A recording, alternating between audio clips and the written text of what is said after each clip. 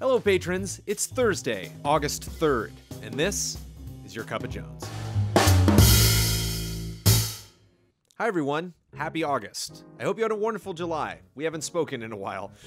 Via Cup of Jones, I have been doing other things at Easy Allies, but I have not made a Cup of Jones in a couple months. So first and foremost, before I get into anything else, I'll be chatting about some Easy Allies stuff, and then I'll be getting into questions. Sorry for not making a Cup of Jones in a while. I have been working on other things. I have actually been on a lot of podcasts lately. I was on Frame Trap recently. I was on Friend Code for the very first time recently. And so I have made appearances other places at Easy Allies. But Cup of Jones was definitely a promise that I made to do originally weekly, and then after that as many times as I can. And it seems like the gap is widening between episodes of Cup of Jones. So apologies for not producing them more frequently because of that promise that I made. But at the same time, I think what concerns me most about when I don't do Cup of Joneses on a regular basis is I'm not continuing this conversation and answering these lovely questions and receiving these questions and really stopping and meditating and thinking about a lot of these issues that are brought up from concerns directly from our paying community. And so that back and forth, that conversation, stepping away from that, even if that means I'm getting a lot of cool production stuff done on our end, is disappointing to me and is something that I want to rectify hopefully in the future, possibly when we get an office, possibly when we're able maybe to bring other people on that can share the load and work on some other responsibilities so that I can focus more on our community. But here we are. I'm back with a new episode of Cup of Jones at the beginning of August. So this is going to be a Braveheart-sized episode of Cup of Jones, likely more than an hour, where I'm going to go through 8 pages of questions that I've gotten from our community over the last couple months. If you got in a question in the last couple weeks, I put the script together a couple weeks ago, so I have not gotten back to retrieve those questions. So if you wanted to bring something up, feel free to leave those questions here, and then we'll be doing an editorial episode next for Cup of Jones, but I will be getting back to questions ASAP this month.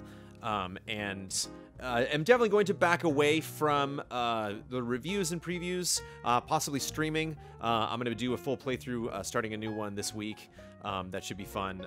But I will be working on the Dark Souls retrospective. I'm going to be working on Box Peak a little bit, and so I'm going to be working more on features and stepping away. My gaming opinions might not be as sharp because I won't be focusing on a lot of the stuff. I looked ahead at August and September and was like, I'm not really playing a lot of those games.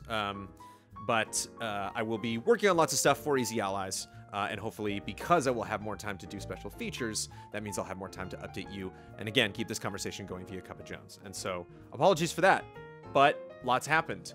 The summer happened. It's extremely warm right now. It's night, and I got both doors closed off. I got the fan going. It's hot. It was definitely still summer. And here in Southern California, it doesn't start cooling off until like November, December. But we had E3. E3 was amazing.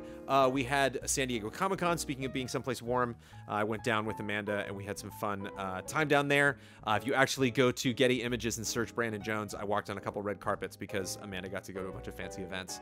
So that was fun. Getting all spruced up and going to Comic-Con and meeting lots of fun people.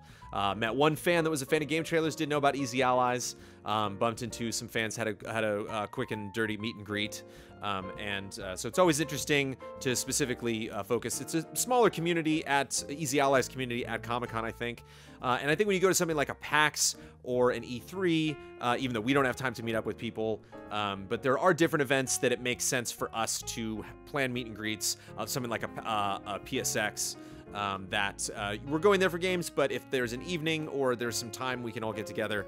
And the problem with Comic-Con is that there's not a lot of that time. I'm just running around, going to parties, and fans are going to panels and having meetings and doing demos and stuff like that, having interviews. Got to interview the cast of Shadow of War. And so fun opportunities like that means there's not a lot of opportunities in the morning or the middle of the day or at night or late night to possibly meet up with fans. And so every event is different, and we have fun stuff coming up. I actually didn't write this down, but I'm glad I just remembered it. We have a panel coming up at PAX West, which is going to be at the beginning of September. We're going to have a panel that Sunday, I think it is at noon or around 12:30. We're going to put up specific details later. The panel will be starring myself, Kyle Bossman, and Ian Hink. And we will be, it is entitled Easy Allies, a crowdfunded story. We will be talking about lessons that we've learned from doing this crowdfunded operation for a year and a half, but it'll also serve as a great opportunity to just hang out with fans and have people come and ask questions.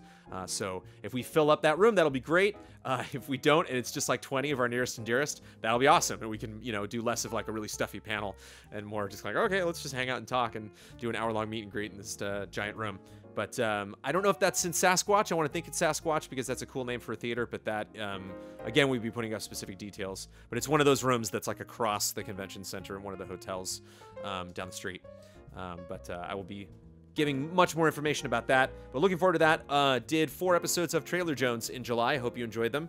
Trailer Jones may or may not be returning in August, depending on if it can get funded. We're kind of looking at, we just started sharing sponsorship duties between Frame Trap and our regular, you know, the Easy Allies podcast. We're going to put up a new tier on Patreon that'll be $750 that is both sponsorships. We have some people interested in that. They're interested in directly sponsoring other shows. And because we have our beach house, Easy Livin', this weekend from Friday at 10 p.m. to Sunday at midnight, technically Monday morning at midnight, we will be streaming 50 hours straight from a beach house in sunny Southern California.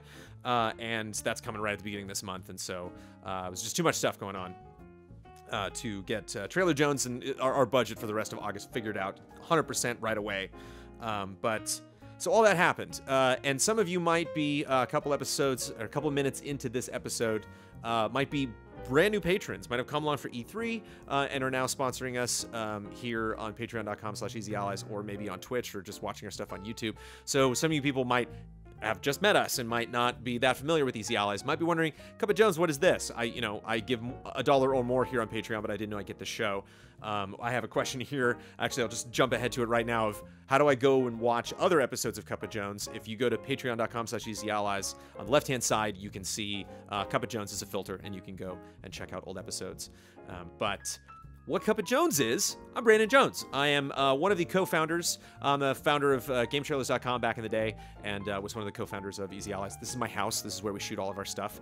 And so as many times as I possibly can, sometimes once a month, sometimes no times a month, I sit down and I answer questions, or I talk about things that concern me, or fun things about my past. The next editorial I'm going to do, I will be very nerdy and very not games related, and you should hopefully enjoy that as kind of like a different type episode of Cup of Jones. But this will be very centered on the business, and that's one thing that is hopefully eye-opening for you and for me with Cup of Jones, is that I can answer all these questions, and we learn a little bit about each other through the process. So actually, let's get to it. So yeah, I was on a new Fiasconauts, Friend Code, Frame Trap, reviews, previews, Trailer Jones, E3, Comic-Con, busy summer, lots of stuff happened. And we can talk about all of it. And again, if your questions aren't in here, then leave questions for this episode, and I will get to them very soon. Apologies if I've missed anyone.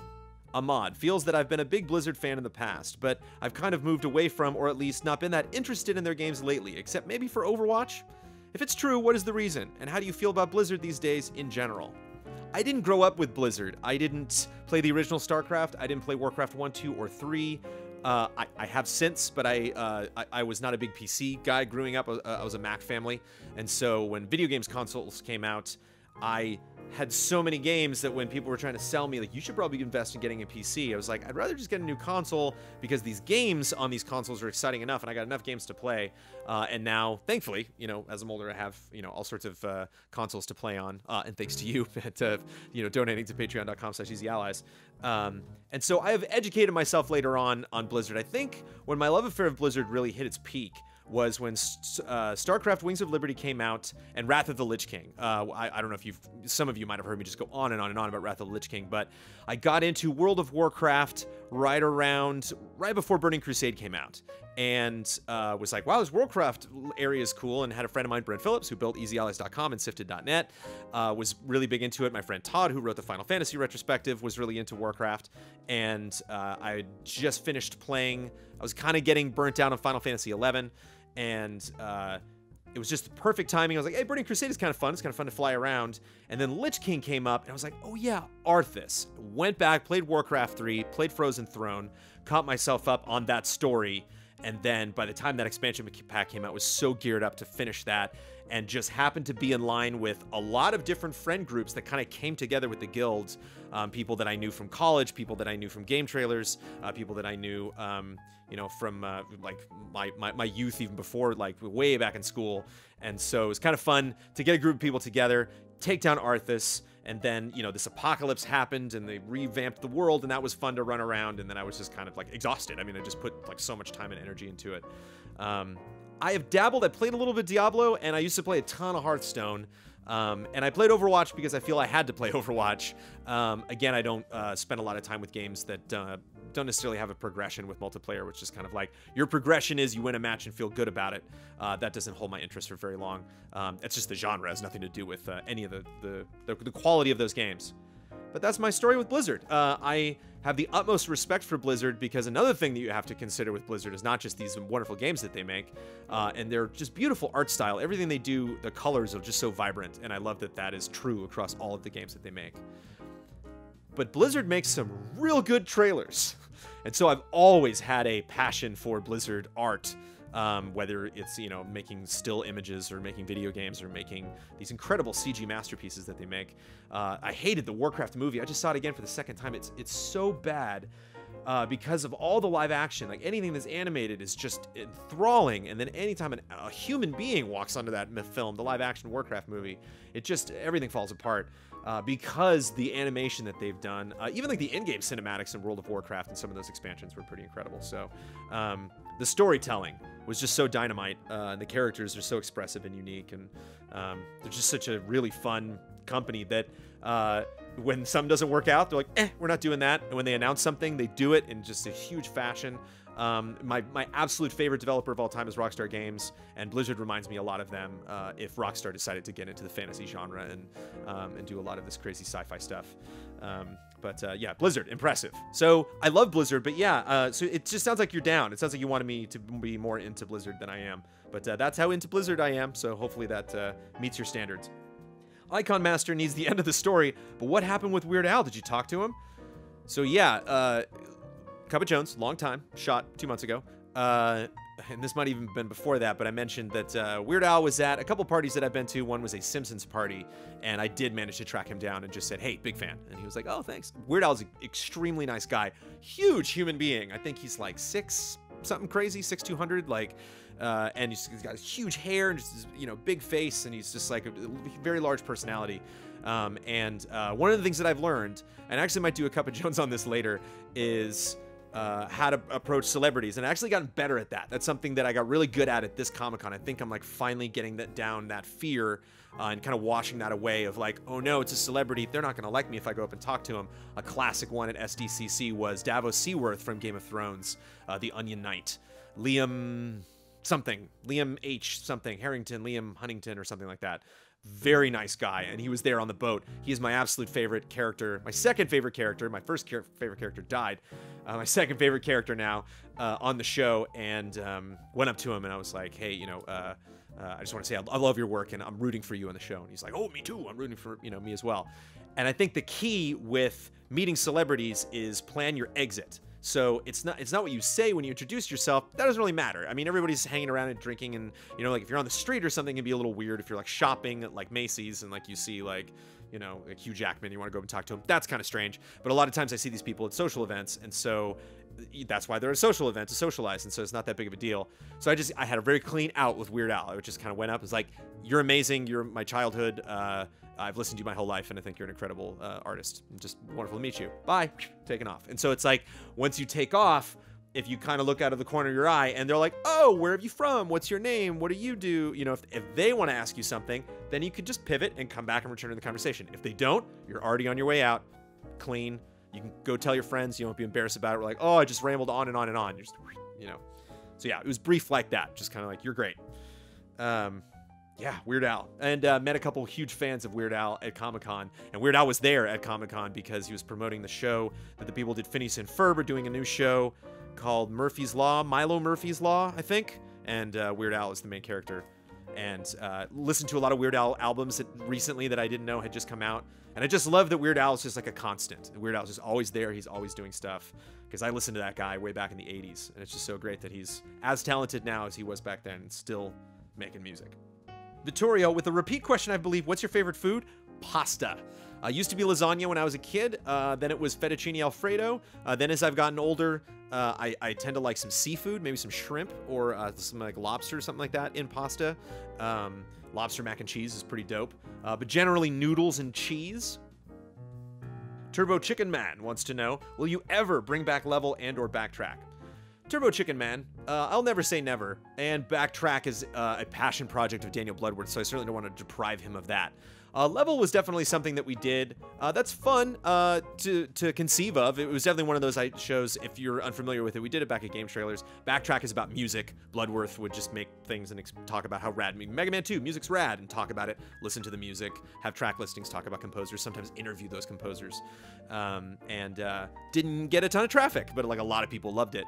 Level we did, where you just pick a level, talk about it, and Level had a great retention of people in the office suggesting levels. So like Rohan Rivas or Ryan Stevens or me or some of the writers, or even just like Megan Rue, like some people on staff would like have ideas about, oh, I want to do this level, and Matt Blair, like they put it together. They bring in the game and play it and talk to everybody about it. And so it was a fun like social experiment. Again, one of those great office environment shows. But one thing, Turbo Chicken Man, that is a concern of mine now is I think we've hit the threshold, not necessarily on what we can do, all of us collectively when we're producing stuff, but what we should do that's something that you're used to us doing. Something that's expected. Something that you can predict and be like, I think I know the quality of that. I think I know what that is. That's just another thing that I want these people to do that they're going to do. I think if we're going to be producing more shows than we are right now, we need to start doing weird stuff. We need to start taking risks. We need to start producing content that does not require any knowledge of us or necessarily games, or just making cool stuff that people like to watch. I think that is one of the next steps in trying to grow our presence on the internet. Is not just preaching to the choir, not just playing to our fans. And Level and or Backtrack, bringing those back, making those tiers, just kind of like we brought Trailer Jones back. Like all of that stuff feels like reinstating things that we used to work on, and not necessarily challenging ourselves to think outside the box and to maybe get uncomfortable doing things that we're not used to doing, but it will help us grow and hopefully become better performers. But those shows are great. I love Backtrack, so it's tough. But I'm not going to make the promise that we will bring them back, but I won't say we won't. Zylo Wolfbane is keeping track. Will Jones finish Persona 5?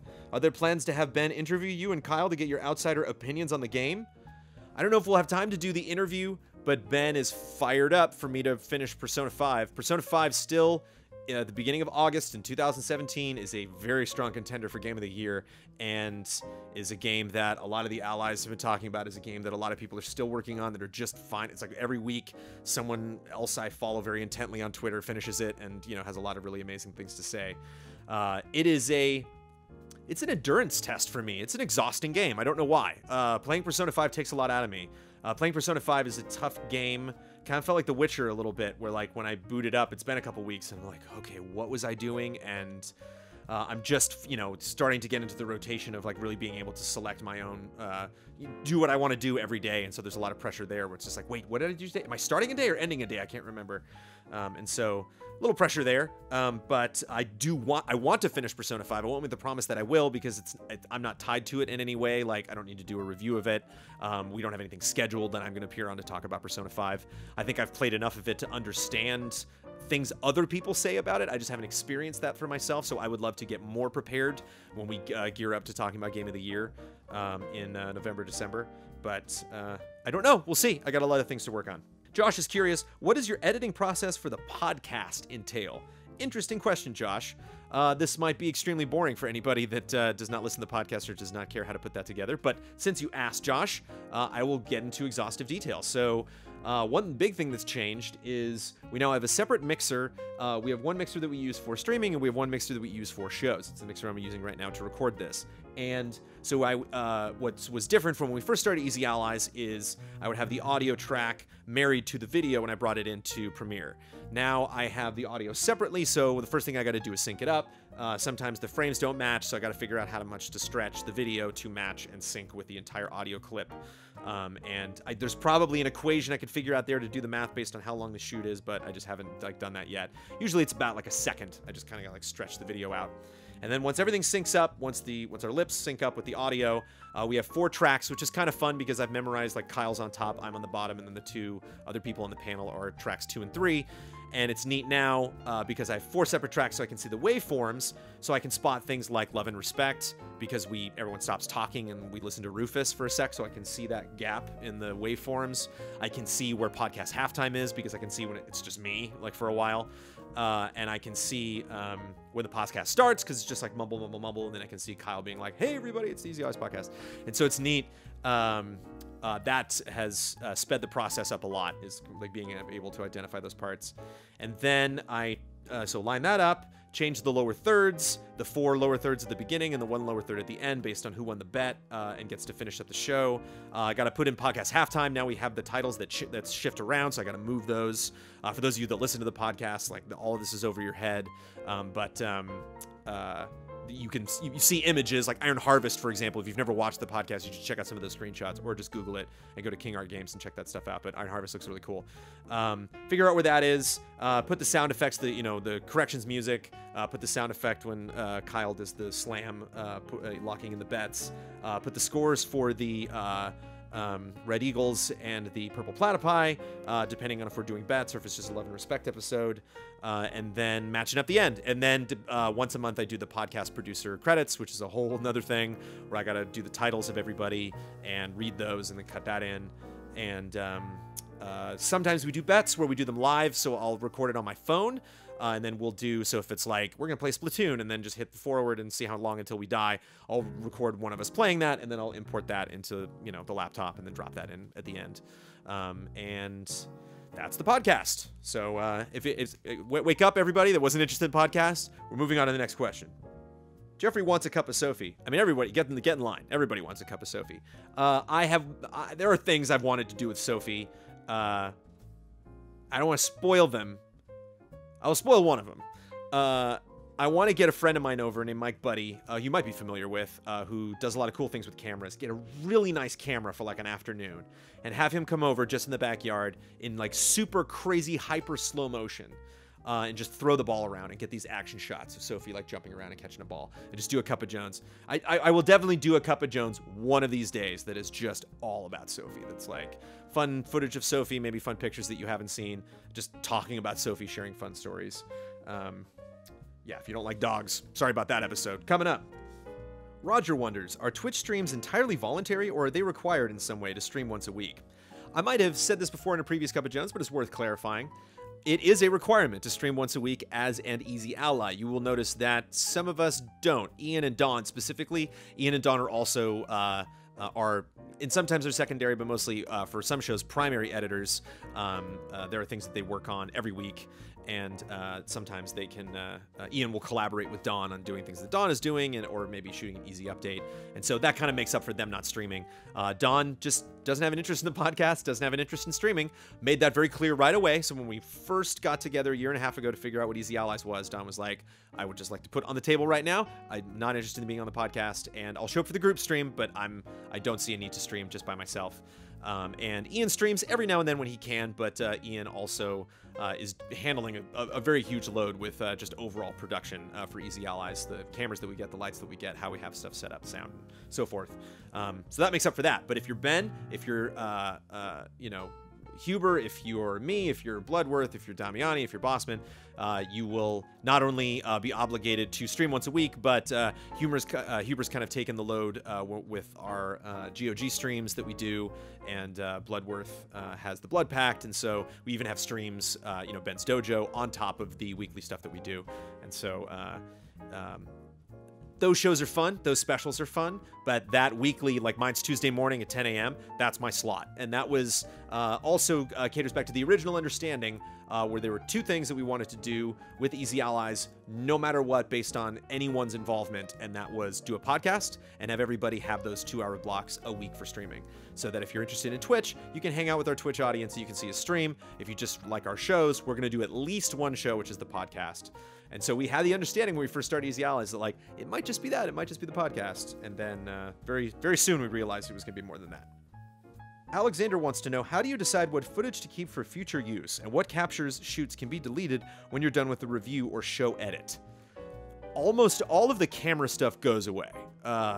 any of the podcasts and audio and stuff like that. Like after I export it and put it up on the site, or put it up on YouTube.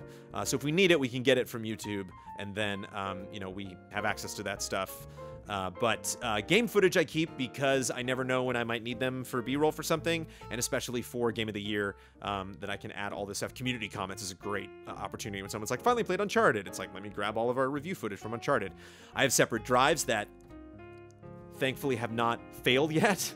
I do not duplicate them. I just have the one drive. I think I have 3 so far that is just labeled EZA123, and I'm moving on to number 4. It's time for number 4 to put all of our stuff on, and generally keep that for the year. Like nobody's really brought up a lot of 2016 games recently in community comments, and so but it is fun to hang on to that stuff, because if you are interested in not only let's say, use that for example again, Uncharted 4, but Huber's association to Uncharted 4. Huber reviewed that game for us, and so when you're watching community comments and you're seeing footage, if it's a game we didn't cover, or if it's a game that came out, or a game a long time ago, we try to like find like game intros or cinematics, something that is not like representative of any one person playing the game, or trailers. But if you see someone playing a game, if you see genuine like clean 720 or 1080 gameplay, that's usually us playing the game, if we're not streaming it. And so I kind of like, for community comments, showing these extended clips of Huber playing the game. So you're like, oh, I might remember that moment, like when I watched the review, but like I can see kind of the shot, play out a little bit more for community comments. So long story short, they all sit, it's mostly gameplay. They all sit, and sometimes preview footage, although that tends to not be important, because if I get like 10 clips for a preview, if we go to a preview event and then we review it later, why do I need the preview footage when I finally have like the actual game footage? Yeah, and then every now and then stuff slips through the cracks. I think there's a couple games that I didn't edit the review and I never grabbed it off drive, and now it's gone. So unfortunately we missed out on. But most of the stuff we still have, if it's footage that we played. Not streams though, because again, I can also grab those online. Daniel asks, do you copyright your shows and all that? We copyright Easy Allies as a name, but we don't copyright the individual shows. But that might be something that we expand more in the future. But Easy Allies for right now is just copyrighted. Beaten Down Brian would like me to dig into just how exactly a studio could change Easy Allies for the better, how it could affect things like production values or the time needed to produce shows reviews, how it might possibly affect the frequency of when we get certain shows like a Spoiled or a Game Sleuth or a Retro, or how certain shows may possibly change due to the benefit of having a studio. We talked about this a lot on Cup of Jones here, and I'm going to do a Cup of Jones in the future where I want to talk about specifically that like 5, 6, 7K gap that we have right now between where we are and the 50K goal, which is a phenomenal goal. That's a crazy thing to try to shoot for. We're getting to that much quicker than I thought we would. What we need to do to get there and the impact that that'll have. I think one of the major things that we've talked about is the mentality that will change once we get in office. I know a lot of people have lament the absence of, obviously Final Bossman and some of the skits that we did, and a lot of that came from just being in the office, somebody having a funny idea, everyone's already there. Hey, let's wait till we get back to lunch, and then we'll just shoot this funny thing, and then everybody can get back to doing what they were doing. So that'll change. We'll hopefully incorporate a lot of that more. But let's bring up some other things that maybe we haven't talked about. One is the satisfaction of having everything nailed down. So again, this is my house. This is where I live, and we've tried to place things in an area where we can walk around it a lot. Like for example, I got a big house party that I have every year in the summer coming up, and it will be interesting too this year because we have a lot of equipment in here. Just kind of being like, can I just leave that light there and that'll be okay for a party, or should I like screw that off and take that out and like put that someplace else? When we're in an office, when we have a stage, there's nothing else that's going to happen on that stage other than shooting. There's nothing else we're going to do in this space right here, not right here, but like if this were a studio, other than shoot the Easy Allies podcast or Frame Trap or Friend Code. This will be the desk and the chairs, and everything will be set up and ready to go. So you'll literally walk into that room, flip a switch, turn the equipment on, hit record, and just go. It won't be like, okay, let's move the couch out, let's set the desk up. And so that affects all sorts of things. It affects how long it takes to do stuff. It affects morale. Like, it just feels better. There's more like a positivity. Like, there was an energy that was on GT Time that is a different energy that's on the Easy Allies podcast now. Like, I think what we didn't have with GT Time is kind of this this like brotherly love that's developed at Easy Allies from just kind of like digging into the trenches with these guys and trying to put this crazy thing together, that we didn't feel with GT Time because we were on a borrowed stage. It was not our stage, but at the same time, there was just like a polish. Like, there's just like this level of production values that we could feel. Like you just felt it being in that room and looking at everybody, and just kind of the setup that we had. It just changes your brain. It just changes like how you speak and how you present yourself. I liked being elevated. I like having those stool chairs. Like there was just a fun stage to be on, and it was not really a big space. It's not gonna be would not be a hard thing to recreate or put our own unique spin on that kind of setup. Have multiple cameras, have a switcher and stuff like that. But the most important thing, and this is even more than me, this is like Ian's like #1 dream, is just to have everything nailed down. Like it's not like, oh, can I use that mic for this other thing? It's like, no, that mic never moves. You just put that there. That mic is for that. Maybe you like slide it over to someplace, but then you slide it back for easy storage, and that's just where that is. Totally separating, like if you want to go to the office and do some writing or maybe do some work on a computer, there's like an administrative space that's just in that room. You go over there to do that. But if you want to shoot something on stage, if it was like, oh, Huber went to a preview and he played this game, okay, let's just sit down on the couch. The mic's already set up. Even this arm is like off in the corner now because we don't use arms because we don't do the couch before for the podcast. So I had to like take this arm, get the sandbags out, coil up the mic and set everything up, and I'm gonna like take it down, move this camera like back there. All of these things add up, these little tiny steps in trying to make a space be all things at once. A space where you stream from, a space where you work from, a space where I like live from, and a space where we shoot shows, shoot stuff like Cup of Jones, and shoot the stuff on our desk, our podcast, and all of the other wacky easy anime and all that stuff. And so there's that. Shows can possibly have an identity now, which they don't necessarily have. It's kind of like what we choose to decorate the desk with is kind of how you can distinctively tell just by looking, or who, sits in the moderator chair or the host chair as far as like what the difference is between these shows. And it's going to be interesting from the ground up, just looking at a space and being like, what do we want? It's kind of like when we built EasyAllies.com, which is admittedly a very simplistic website, but it's kind of like, okay, well now, you guys aren't just going to work for us and work for this website that I created with some other people. Now we can all create this website. And so it's not like, okay, well, Defy Media or Viacom was like, here's a stage. We can build our own stage. What do you want that to look like? Do you want it to look like the garage? Do you want to... Part of me kind of fantasizes about like nothing, like just black, like I'm not saying we're going to do that, but it's just like something I've always thinking of, like these old like news, like Meet the Press, and like these old like I don't know if they ever had like a dark stage like that, but like, so it's just so focused on like the people that are talking. It's just one person and another chair, maybe a table in the middle, and like the background's not like, oh, look at all these tchotchkes, and like it's a brick wall, like, but just having it be like, no, you can just focus on these people, and you can focus on lighting them well. But that might look really super weird and depressing. I don't know. The point is that we can start from the ground up, and we can really put all our creative ideas into it, and hopefully make a space that reflects who we are, who our community is. And I'm trying to think what else we could do with a studio. I mean, I think those are the major things, and a definite, while I'm here and while people are trying to schedule stuff, I'm kind of involved in everything. Like, even if I'm not going to be on a frame trap, I'll help set up for it. I'll make sure everybody has everything. Obviously, I can't be in here to do stuff. I can't stream while frame trap is going on. I can't capture footage. I can still edit, but it's on my laptop, and I don't really have like a super cozy setup in the house anywhere, so I'm kind of like limited a little bit. It kind of slows me down when I'm editing outside. I can't do voiceover, obviously, because I can't get into the booth when we're shooting stuff. And so if we're in an office, I can do whatever I want here, and that'll open my schedule up a little bit more. I'm not... I sound kind of frustrated saying that. Like, I love the setup now. I'm fine doing this stuff. I actually get a weird, bizarre satisfaction. The guys come over and they're like, oh, you set up for tabletop. Thanks, Jones. I appreciate it. I really like doing that. I like getting out their pencils and their die and setting everything up, because it's games. It's jolly. I know they're going to have a good time. It's kind of like setting up for a party. It's really rewarding when you give yourself time and you know how to do it. And so I enjoy doing that, but at the same time, having each of these allies become more self-reliant and understand how to work mixers and cameras and even more crazy equipment that we might get once we get a studio, and know that Easy Anime is shooting that Saturday, and I don't have to do anything. I don't have to edit it. I don't have to be there to help set up. I don't have to creatively, input on that, because I can just focus on other things. So that'll give me just that little more time to get Cup of Joneses done on time, and maybe do some more streams, and maybe do some more time administrating and thinking of other fun things that we could do with our fun new studio. And finally, one last thing. Bring in guests. Something I've been a little nervous about. Like, I've kind of allowed for like friends of friends. So like if an ally is like, hey, can my friend come over? It's like, yeah, sure. They might just stop by, maybe people that we've known from game trailers or other places.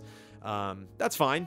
But if it's like, I always bring up like the Shuhei argument. If it's like Shuhei or Miyamoto or, Cliff Bleszinski or, even like John Vignacchi, like, I don't know if I want JV coming over to just like my house, and playing games. Like, I would rather have professionals in this industry come to a studio and come to a place where we can sit them down and either live stream with them or interview them, and do cool content like that. So hopefully you would see a large expansion in that type of stuff, because a lot of the interviews we do now tend to be like one or two at an event like a Comic-Con or an E3, where we get a chance to sit down with somebody and share their opinions and their thoughts. But it's something that I love to do, and something I've really missed GT Live. If any of you caught that back at Game Trailers, where I would have weekly guests, that was definitely a learning experience for me. Like, booking guests and making sure they're there and keeping topics relevant, and keeping the conversation going throughout the whole hour. And especially doing that live, because we got feedback from our community and stuff. So guests, something that people have brought up, asked a lot since we started Easy Allies, and something I want to get to, and something that'll be a lot easier with the studio. So there you go. Yeah, I want that studio to happen, but I'm happy to wait. It'll happen when it happens, when we get there naturally. Fluffhead108 asks, do you have any other voices or impressions that we haven't heard yet? Yeah, I don't want to like insult people. I don't want to look stupid when I do accents and impressions and stuff like that. The thing about voice acting, thing about any voice acting or any acting really, is you have to rehearse. You have to do something over and over and over again to get really good at it, get really comfortable with it, and be able to do it at like the drop of a hat. And so sometimes I'm inspired to just kind of like swing for the fences and try to do a silly voice.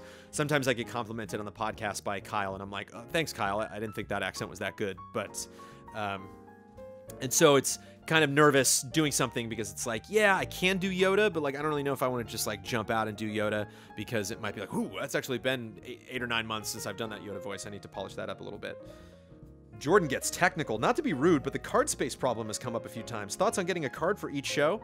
So how the mixer and the camera work is we use SD cards for the shows, and sometimes people have taken them, sometimes they've been copied over. We haven't had one of those problems. If we had like a thing on the wall that's like, it's been 62 days since one of the cards accidentally got cleared or lost. I think Damiani lost a card a week back, but he bought one and had it shipped to me. So yeah, the card issues, I think we have enough now that it is not a problem. But at the time this question was asked, I think we were kind of butterfingers with knowing who had what card, or people remembering to bring them back and running out of those. But problem solved. The Hashtagonist has a solid idea. There are a lot of gaming-related charities that are doing amazing things in the community. Would you be open to adding a slot for them during the podcast halftime? I think it would be a great match with love and respect to provide a free shout-out to one of these organizations. The Hashtagonist has these ideas every now and then that are good. And I think like, oh, I was doing other things, Hashtagonist, and then you had to have a good idea that we should do. It's like, I gotta do that now because it's such a good idea. It's like, I can't just be like, I'll think about that. Like, that's obviously a good idea and something that we could do, and it would make us feel good and look good. Yeah, we should do that. I don't know if we would do that every podcast halftime. Maybe we would do that when we would do producer credits at the end of the month, maybe the last podcast of every month. And I don't know if I would want to slip that just right into podcast halftime. Maybe after podcast halftime is over, maybe at the end we talk about like our favorite charity, the charity of the month, for Easy Allies, if you didn't know about this charity. Yeah, you know what I mean? Like, yeah, he's a smart cat. David raises an interesting topic. I would really like you guys to spend some time and money on learning about video game design, marketing, programming, and such. I've seen some other people bring this up, and I think Ben brought this up on Frame Trapper. Maybe he just brought that up in conversation, but it's an interesting point. Whether people like us that critique video games should spend time learning about game development, actually how games work, coding, and how to build environments. And yeah, there's a lot to games. specifically, I'll actually get the verbiage down here. Learning about video game design, marketing, programming, and such. One thing that I like, that I try to find in any group, be it Giant Bomb, Funhouse, What's Good Games, Kind of Funny, is that there is a variety among the people that I'm listening to. So there are differing opinions. It's not just going to be everybody saying the thing. It's probably one of the most nervous that I get when I'm like on a podcast or I'm watching a conversation unfold with Easy Allies, and I'm like, oh no, everybody around us is all in agreement about one thing. Like I think Easy Allies and any of these groups, the discourse works when you have differing opinions, when you have people having a good solid debate, because you get to represent most of the people that also share those opinions in your community. I think some people know more about game design than other people. I think it might actually surprise you, David. I mean, I built and launched a video game, a card game that did not do well. That came out right when Hearthstone came out, and so it was something where I was like, okay, this could be fun, and I really like this game, but is this something I want to invest a lot of time and money into right now, when the market might not work in my favor? And Ian has made a offline card game that just successfully finished his Kickstarter. Ian has built a lot of games before. Mr. Michael Damiani has worked with developers and publishers before. Damiani was on stage during a Nintendo press conference once. So like, it might not seem like we have experience in some areas, because a lot of times when news pops up in this industry, we do get curveballs, and it's tricky because if we get something where I think like, oh, you know what, I'll give you a great example. HDR, high dynamic range. Like that was conversations that came up where I think Bloodworth continually had to do research and supply corrections when we would talk about that on the Easy Allies podcast. And maybe that's something that we could have done that research. But at the same time, I get a lot of my news and I get a lot of those updates from Kyle through the Easy Allies podcast. Like it is through the operation of Easy Allies that we are spending time and money on learning about video game design, marketing, programming, and such. Maybe not the programming. Maybe that's something that we would have to spend more outside time. But we do have experience with these things, and I never want it to seem like our opinions come from like we know about this. It's like, no, I mean, I want to try to express where I'm coming from in this industry, and then you'll just apply all of my opinions to that. So I never want to speak out of turn. I never want to just go on and on about anime because I don't watch a lot of anime. I never want to, go on and on about sports games because I don't play a lot of sports games. But if somebody wants my opinion on them, I will give you an answer, and hopefully you will understand where that answer fits in context. So long story short, we cannot all be jacks of all trades. Some of us know about these things. I like to think I know a lot about marketing because I have a lot of friends that are in marketing, whether it's PR or actually, producing and writing trailers and voicing them and editing them. So I have, I know friends that own trailer houses, that have cut for trailer houses, that have seen trailer houses formed and rise and fall. So I think, I don't think everybody can know everything, but it is an interesting debate because you are not the first person to bring that up. Not only obviously since I've been doing this job, but recently it's something that people have concerns about because it's frustrating if you're someone who builds your own PC to hear us talk about PCs and you're just like, they just don't know what they're talking about. But I mean, your sponsorship of Easy Allies here as a patron is voluntary. If we say something that you realize, hey, these guys don't necessarily have the expertise that I like, I don't know if it's necessarily on us to follow that one particular thread of expertise that we did not necessarily apply or have experience in. And it might be a good opportunity to maybe start watching other people and maybe suggest hey, and maybe direct it that way. Like not just get smarter about that topic, but hey, you should watch these people. You should watch the Game Grumps. You should watch, these other people that talked about that issue. And I think they did it much more educatedly, and maybe I like that I picked the wrong word to talk about how intelligent we potentially are. Then maybe we can talk to other people and get their opinion, or begin collaborations in hopefully the general understanding of these big head topics. So I don't know if that was a general question or if there was one particular topic, David, that you heard us talk about that you were like, you clearly don't know what you're talking about. But yeah, always good to have specific examples too, so that we can start the conversation there. Ruthless nails it. Aren't the Game Grumps in LA? You should collab with them. I believe they are. I have very little experience with Game Grumps. I think I might have met them in passing in an IGN party at PAX one year, PAX West. But love the work that they do. I think those guys are cool. I would love to collab with them. I wouldn't want that to be super phony. I wouldn't want to like call them up and be like, we should collab. I would want to, you know, just kind of organically work with them first. And so I will try to grease those palms. I will try to butter them up, and hopefully we'll work together someday. Brandon gets serious. How would you handle it if you see a tangible negative instance where this clique mentality occurs? Be it a loss of support through subscriptions, backing, or something gets said in chat, Twitter, wherever, against someone, and you happen to see it. So Brandon's talking about, when he brings up the clique mentality, that was a concern that I had recently, not so recently as I would like, a couple months ago, in A Cup of Jones, where I talked about possible tiers within our community. Some people that are more involved, some people that are closer to us, some people that can access us more, and the possible frustrations that our larger community that might live in Australia or the UK or in China or just other sides of the world can't get to us, and is like, man, I just noticed that these particular people seem to get more attention than other people, and that's frustrating because who gets more attention and who is able to communicate with us quicker and more readily might not have a direct correlation to people that invest in us more and give us more money and want just as much to see Easy Ally succeed. But Brandon brings up a specific point about what I would do if I saw a potential problem. We have moderators. We are always bringing on more moderators. We have lots of great people that have put in a lot of voluntary time for us to manage this issue.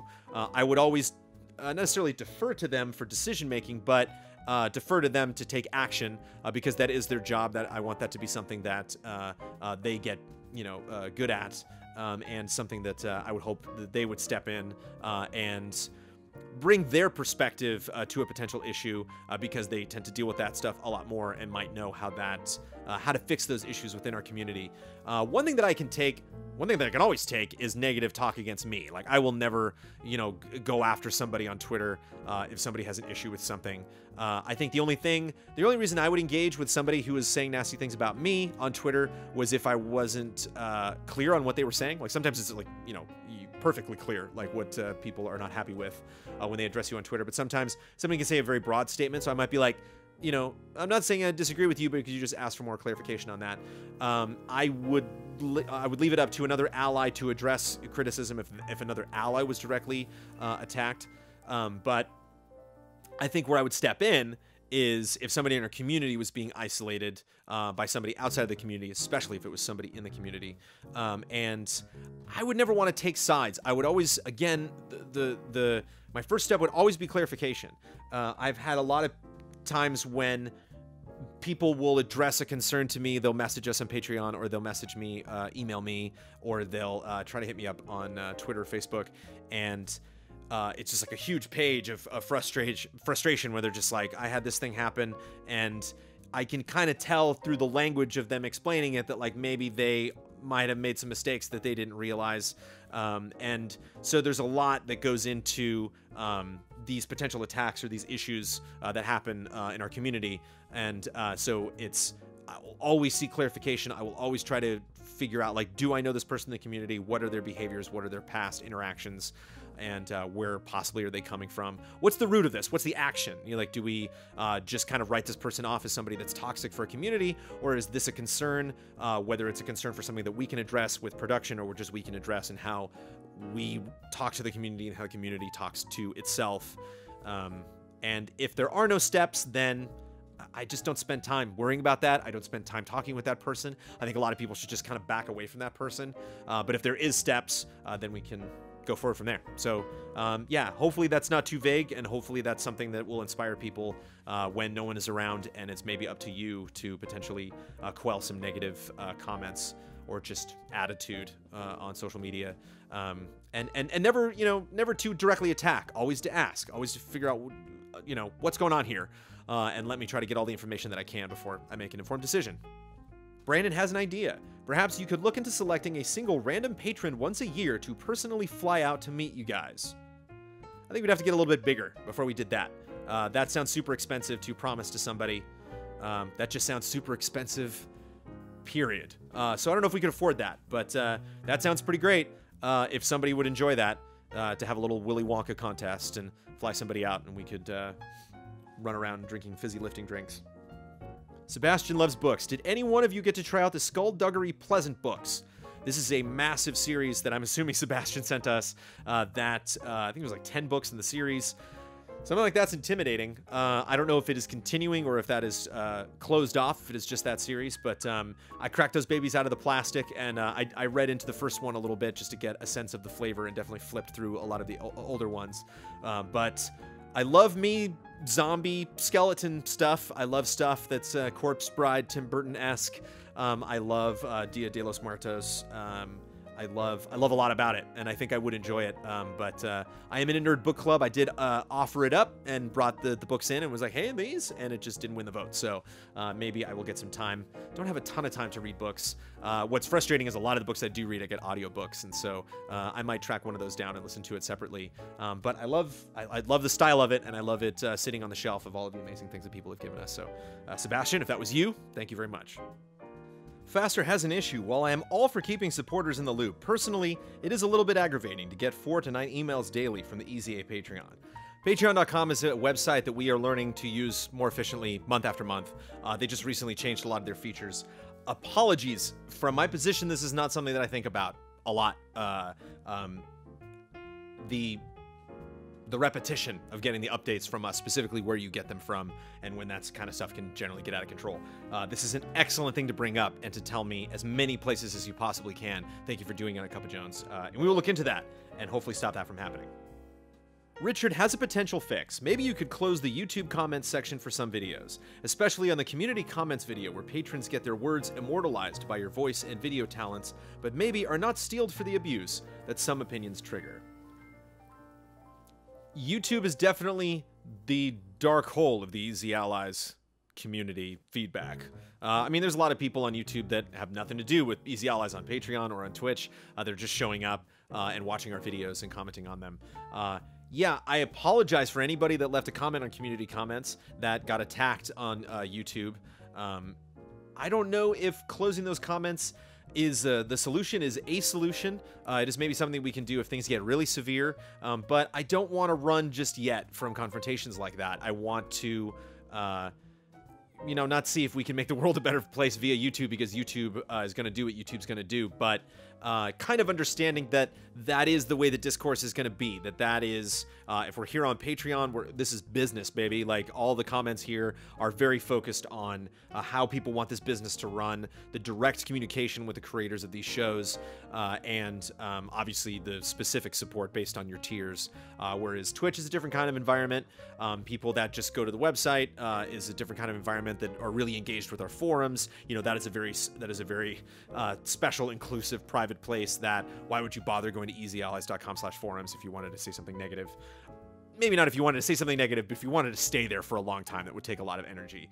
But it doesn't take a lot of energy to just click around on YouTube and be like, you suck. So I don't want to say, like, get tough skin. I never want to say that to somebody and assume that is a solution to anything, because to some people, comments like that are very damaging and are tough to forget and tough to just, you know, brush off. But there are times to do that. That is a skill that you can develop. It is something that I want us to get better at, and so possibly opportunities like that might work out well for you. Another opportunity for those comments, and I hate to say this about any part of any, you know, feedback loop of Easy Allies, is just ignore it. You know, just, I don't spend a lot of time reading YouTube comments. I know some people do. Some people within Easy Allies does. Daniel Bloodworth, love him, spends a lot of time going through comments on our various platforms and poring over feedback. But I don't. And so I don't kind of sniff this toxicity on a regular basis. So if there are specific examples and you think this is kind of an insensitive and naive take on this issue, Richard, then hit me up again and be sure to vocalize that, like, no, this is an issue, Jones, and I think it's something that would benefit us if YouTube just was a video platform. It is not necessarily the best place for people to gather and talk. I just think that's YouTube. But again, maybe that's not a good take to have. Kian asks, how nervous were you starting GT and then EZA, and which was more nerve-wracking? EZA was more nerve-wracking because there's more eyeballs on us. GT was just tiring when we first started. We launched GT in 2002 on the day of E3, which I think was in May that year. And I don't think I slept that night. I think there were just a lot of things. I mean, I built the original GameTrailers.com, which is not impressive. I don't be like, well, you built it? It was a horrible, horrible website. I did not know a lot about. I embedded like QuickTime and Windows Media into HTML pages and was like, yeah, like I was really proud of myself that I knew how to do that. But that was just exhausting, and whether it was going to stay up. I went to E3 and I talked to some people about like, go to GameTrailers.com, not knowing if GameTrailers.com was even operational at that point. Like, was it up? Like, I think it was up this morning. I don't know if it's up now. Whereas starting Easy Allies was like a lot of people are going to be looking at us for different reasons. People in the industry, people in our community, our families and friends. And so there were a lot of things, a lot of ways we had to prove ourselves with Easy Allies. So yeah, nerve-wracking, definitely Easy Allies by a long shot. Zool wonders, how can I know if I'm really in love? I've loved 3 women in my life. One is my mom. One is the lady that I dated before I met Amanda, and the other, and hopefully the last woman that I meet that I fall in love with in my life is Amanda Troop. And how do you know you're in love? It's tricky. I think one of the things that for me was such a huge deal was I loved spending time with Amanda, and I loved you know, going over to Amanda's apartment and going on dates with Amanda and going on vacations with Amanda. I had no problem with Amanda meeting my friends and meeting my family and being a part of my life, but I definitely did like that divide. You know, I definitely did like also leaving Amanda's apartment and coming back to my apartment and playing video games and, you know, playing Final Fantasy XI until all hours of the night, and having my own life and having those be separate lives. And I think one of the telltale signs is when that wall starts to break down, when you start to realize it doesn't matter. Like, I'm totally happy with this person doing anything, even something that they might not necessarily enjoy, but I enjoy, and they're okay with us doing together. It's been really interesting talking with Amanda and having her, you know, like, I like Disneyland, and she likes Disneyland, but she likes Disneyland. One of the main reasons she likes Disneyland is because she likes me at Disneyland. She's like, that's when you're at your best. It's when you're happiest. She's like, I enjoy being around Disneyland, Brandon. And so when you enjoy being around this person that enjoys these other things, not just because you're sexually attracted to that person or because you are in close proximity to that person or that person's kind of an escape for you to go and spend time with them, but when you're like, I could really do anything with that person. Amanda and I travel well. That was a sign that we were a strong relationship, when I was like, wow, we can, you know, go somewhere for a week and we don't want to kill each other.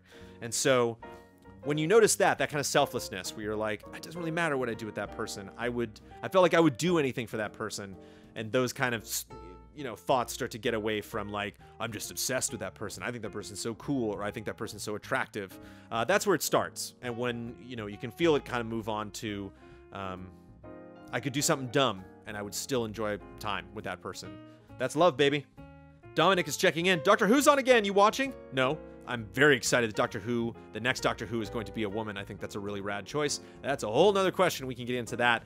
I have not watched the last season. I am caught up in Doctor Who up until the superhero Christmas episode that started this season, but I have not watched this last season, and I'm going to be totally in the dark this upcoming Christmas going into this new Doctor, so I'm going to have to catch up. But I am really excited about where Doctor Who is going from this point, so I do want to get caught up, but lots of shows to watch. But thank you for checking in. Usman wants a fitness update. What kind of workout build is Sean Clinton training you in? Is it a lean and ripped plan, or is it a muscle mass monster plan? I don't know where you're getting the lingo from, muscle mass monster, but I like the way that sounds. Yeah, there were 2 things that was one of the first things that Sean asked me. Sean approached me at the gym I used to go to. I do not go to a gym anymore because I just hang out with Sean and work out. But Sean came up to me and he was like, "Are you the guy from Game Trailers?" I said, "Yeah." And he was like, "Cool, I like Game Trailers." And I was like, "Right on." And he walked away and I was like, "We shut down." I don't know if you heard that, but I guess not. Because it was like the week after Game Trailers closed down. And then came up to me a couple minutes later and said, "What's your goals?" And didn't say that in a way of like really selling himself or really like pressuring me into being like, "Hey, I'm a trainer. What are you doing?" But it was just kind of like, I really like the way he phrased that, because it was less about like, "Hey, I'm watching you and I think you should do this." It was like, "What do you want to do? Why are you here? Why do you work out?" And the 2 things that I told him were, I don't eat as much as I should because I'm frantic and always running around working, and so I tend to lose weight really easily. And so I've always wanted to put on more weight and then have that reflect in muscle mass, monster mass. But I'd like to get bigger. I like to fill in my shirts a little bit more. And I've always wanted to be a little more flexible. And those are the 2 things that I look for when I go exercise. And he was like, "Cool, I will work. That's what we're working toward." And so I don't know if that has changed since we've been working out, but that was where it started. And those are the goals that it seems like I'm meeting. And that's what I try to work for with Sean every week. Robert I with another excellent Rockstar question. How do you go about designing an entertaining, high-quality Manhunt 3? So those of you that do not have context, Manhunt 1 and 2 are the rare Rockstar games that I was not that interested in. I played Manhunt 1 and didn't really care and didn't finish it, and then didn't play Manhunt 2. How do you make a high-quality Manhunt 3? I think we've kind of gotten away from that BMX XXX era of like trying to shock people. You know, it was really exciting getting into a more realized environments and playing like Max Payne and these games that had really, really heavy adult themes. I think we've kind of gotten over that. I think what we've gotten into now, the Last of Us era, is really dramatic, affecting, realistic, evolving character relationships, like Telltale's Walking Dead and everything that came after that. And so I think for Manhunt 3, you couldn't just be like, here's a random bald guy, go stab some people with broken beer bottles. I have to be like, yeah, but who is this bald guy? Why do I care? Why would I want to see him get through this? How difficult would this be for him? Even something like a Tomb Raider, I think, would be a good model. You know, really getting down to like, Lara Croft is not just going to go find this tomb because she's sassy and can do it. She's going to find it because she's stuck here and she's going to prove herself. And she lost these dear friends of hers, and the other friends that she had got kidnapped. She's got to get them back, but she doesn't know how to do this stuff. But now she does, and she's slowly learning it. And seeing that skill develop and then how that affects that character. I think character is something you can't really, unless it's like a super crazy indie game with a very strong art style, that gameplay really kind of trumps everything. I think with, especially something like from Rockstar, you know, with all the AAA fancy stuff that they do, following something like a GTA 5, it's like, I gotta know who this is. I gotta see it in that character's face, the strain of what they're having to go through if they have to do these horrible things in this like Saw kind of environment. But even that is not something that really attracts me, just that like slasher vibe. I like it when it's like a Friday the 13th or Death by Daylight, where it's just kind of like, quick thrills and gore, and then I'm out, and not necessarily like, a grueling 10 to 12 hour campaign that I got to get through and survive. Yeah, not my cup of tea, but could be if it's done right. Glenn has a good idea. Watching from across the ocean in Australia, it would be interesting to hear where the hotspots of fellow allies are across the globe. Every now and then we get a question like this, I think the most on the Q&A, which I don't know if you have seen in the past. So if you haven't, go to youtube.com/easyallies and type in Q&A, and you can see old ones that we've done in the past. We talk for 2 hours and answer questions from our patrons. And but that's interesting because we do travel a lot, sometimes for work, sometimes globally for work, which is great. Sometimes we'll go to places outside the US, be it to Canada for maybe like a Ubisoft event, or to go visit like CD Projekt Red or some fun places that are in Europe. Yeah, hot spots around the globe, like places that we've been to and stuff that we recommend, would be fun. I don't know how world-weary some of the allies are. Like, I don't know if that's something we can make a show about, but it's always a question that we're willing to ask, and so it's always something that you can bring up when you happen to get us together, be it on a Frame Trap or the Easy Allies podcast, or I think the most perfect thing, where you can get the most of us together at once for the Q&As. Matt, with an important question. When EZA gets the office, what color do you want the walls in your 60th floor corner office to be? So is the Easy Ally offices on the 60th floor, or do we have like the whole building? Is this like this year when it happens, or is this just like your eventual? I mean, I wouldn't want walls. Screw walls. I would just want windows everywhere. Yeah, I like dark walls. I like grays and blacks and stuff like that. I mean, you can kind of tell. Andy wants to know, why does Huber have a constant urge to bet on every single thing, whether it's for a podcast, group stream, E3 press conference, etc.? I think Huber got a little burnt out on bets this year, so I don't know if he necessarily does that as much. But why does Huber have a constant urge to blank? I don't know. I mean, that's Huber. That's kind of like, how does DNA work? I mean, that's just the core of who Huber is. And so he just kind of always like, it's like when I have Sophie and like a squirrel will go by and she's like, and I can tell she just has that urge, that restraint. I can see Huber developing that skill of not immediately just like pouncing on stuff. But Huber's impulses are quicker than any ally that exists, I think. Just that need to get stuff. Like one thing that this is completely unrelated, but one thing that Hubert does that I love so much is he'll come over here and everyone's ready for a shoot, and he will just make a beeline straight for that computer and either play Diablo or play Hearthstone or play Gwent or play something, but he's just got to be playing something. He's got to be checking news. He's got to be somehow absorbing information, seeing a movie, talking about something, doing shows based on shows based on shows. And so why does Huber do that? Because Huber's Huber. And he also asks, why is Ian not a fan of Rockstar Games? I don't know. I think he's a fan of Rockstar. He really likes Red Dead, so I think saying that he's not a fan of Rockstar Games as a whole might be unfair. But he's not a big fan of GTA 5, and I think attitude has a lot to do with things that Ian likes or doesn't like, and I feel that. There's a lot of really good stuff in Kingdom Hearts. I don't like the attitude. I don't like Kingdom Hearts' attitude. I don't like Final Fantasy 15's attitude.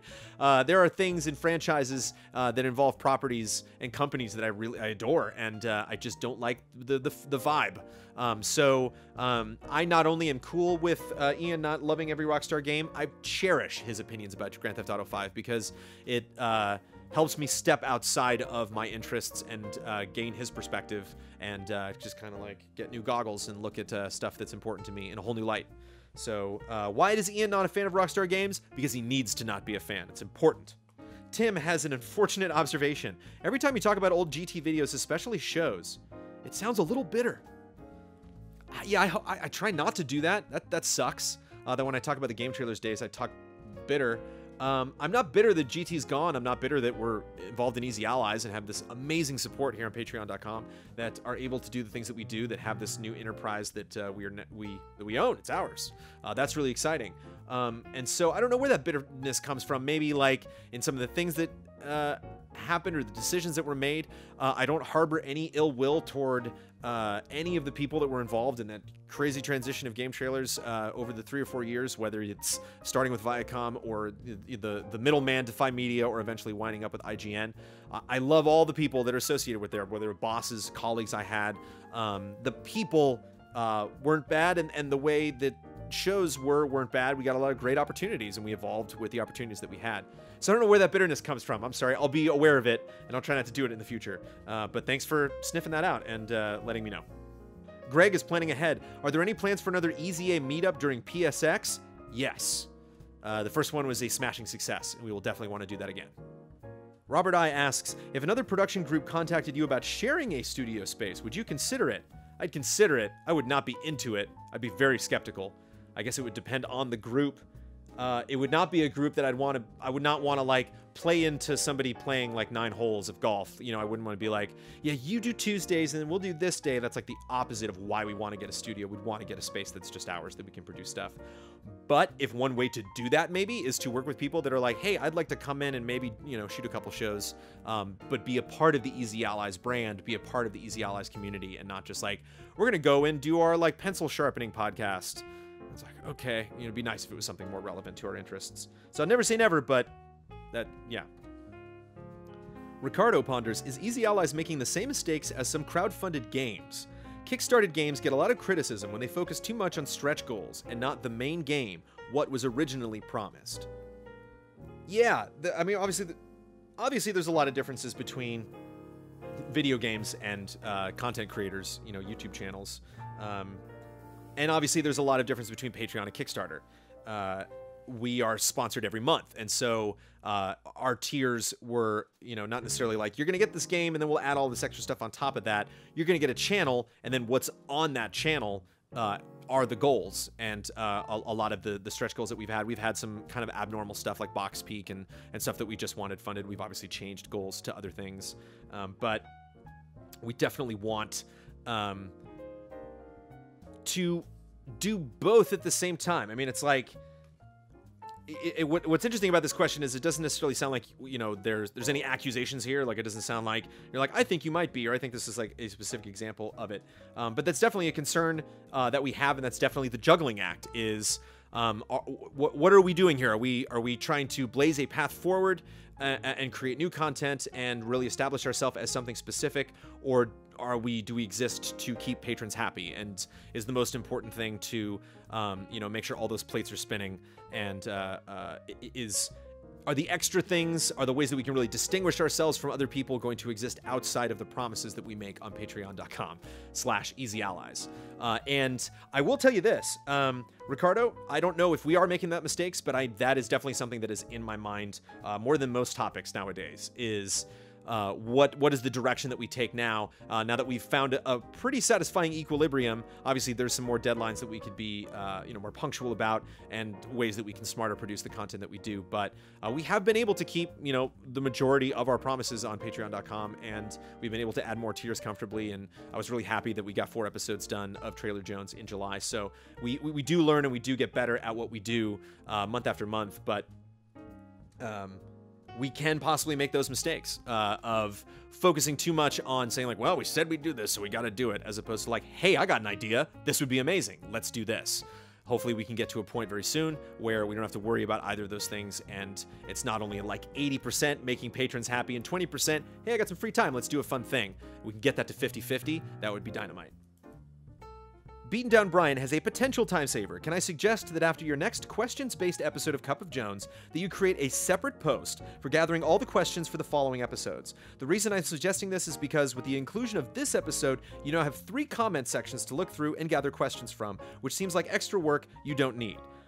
2 things. 1, I'm going to get questions no matter what on any episode of Cup of Jones. People are going to raise questions whether they know in their mind that they're like, this is a Cup of Jones question. They might just be asking a question and expecting me to comment on that. So I take questions from everything no matter what, whether I specifically tell you to go somewhere and leave questions in a particular place. It doesn't affect the order. I read these literally in the order that I get these questions. And also clicking through the different videos, not that big of a deal. It's not that much of a time saver to just all have them in one place. I kind of like having the gap between questions. I don't mind having other places that I go to get all of them, because I love getting these questions and I love answering them. The Finnish Ally has a good goal. Are you planning to add Hall of Greats to your website at some point? Yes. I want to add a bet tracker to the website. I want to add Hall of Greats to the website. I want to add a page about Sophie on the website. There's a lot of pages that I think we should add to easyallies.com. We can maybe make them stretch goals. That's something that I've been thinking about lately. What's the best way to package those, or whether we just want to grow naturally and get to that point and then give those updated features to you, our fans. Because some people would really enjoy that. I don't know if that would necessarily apply to all patrons, if they would be excited if we had a Hall of Greats. But we have a Hall of Greats, so it should exist somewhere. easyallies.com/Hall of Greats. Coming soon. KC with an important clarification. Friend code kinda pisses me off. Where is the PlayStation and Xbox love? Why is Nintendo the only console-specific podcast? The most important thing for a podcast, I think, is a host. It's been really fun seeing Ben Moore get better and better and better at hosting Frame Trap. Not only hosting just a podcast in general, but finding out what Frame Trap is, what the kind of personality. Whenever he surprises me on that show, it just absolutely delights me to see him have fun with it and see him try new things and get more comfortable with that role. And now it's fun seeing Damiani do that with Friend Code. I totally understand this perspective. That is a completely valid concern. I don't think it's cause for us to just force ourselves to do a PlayStation and Xbox podcast, but if that pisses you off, that's fine. If you don't want to watch it, that's fine. If you want to leave pointed concerns, maybe don't always jump into the Friend Code podcast and be like, I don't like this, because I think nothing's going to stop the Friend Code podcast. That's something that's a labor of love for Michael Damiani, which brings me to why we do it and why it's important to have somebody that is a good host, that is a knowledgeable host, do a podcast.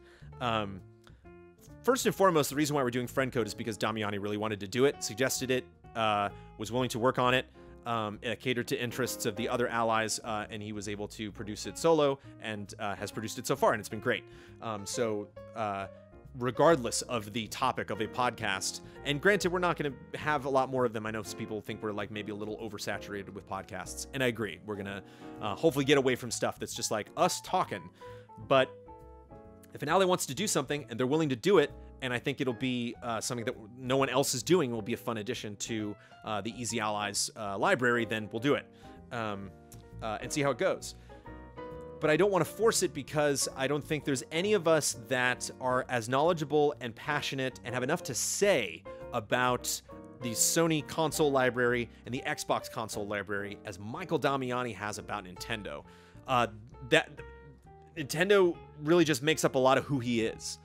So it's not him just kind of like realizing this gap that we need to have this show here, and so I'm gonna fill in the gap and do it. But like, this just speaks from his heart. Damiani's got to talk about Nintendo, and if he's gonna, sit down at that desk and look into the camera and update you things that you might not know about the news, it makes sense for us to have other people to come in, for him to inform and for them to give their opinions.